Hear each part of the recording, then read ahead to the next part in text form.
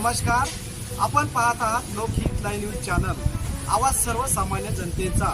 आज आपण उभे आहोत उमरखेड येथे। मोदी आवास योजनेचे हप्ते न मिळाल्यामुळे उंचवडत येथील लाभार्थी जयप्रकाश नारायण कदम हे यांनी गट विकास अधिकारी वानखेडे साहेब यांना निवेदन दिले आहे। माझं नाव आहे जयप्रकाश नारायण कदम। मनोज पाटील जरांगे यांचा कार्यकर्ता बोलत आहे।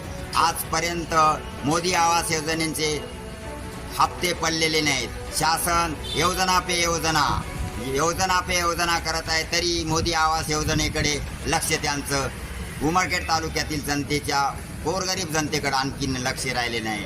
याकडे गट विकास अधिकारी साहेबांनी आतापर्यंत आम्ही व्याजाने पैसे काढून घर बांधलेलं आहे, याकडे सरकारचं कोणतंही लक्ष नाही। याकडे शासनाने याकडे दुर्लक्ष करू नये। मोदी आवास योजनेची लवकरात लवकर हप्ता टाकण्यात यावा, अन्यथा आम्हाला उपोषणाचा इशारा द्यावा लागेल। याची खबरदारी सरकारने घ्यावी ही कळकळीची विनंती आहे। पुढील कारवाई करावी, अन्यथा आम्ही उपोषणाला बसण्याची तयारी दर्शवलेली आहे।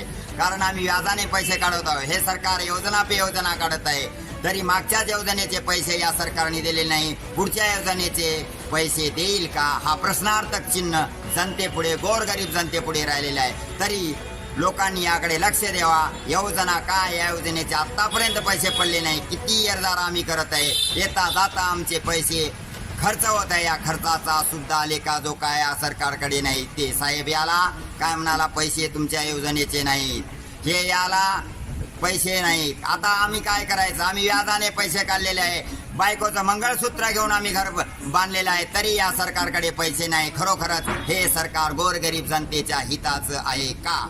जय हिंद।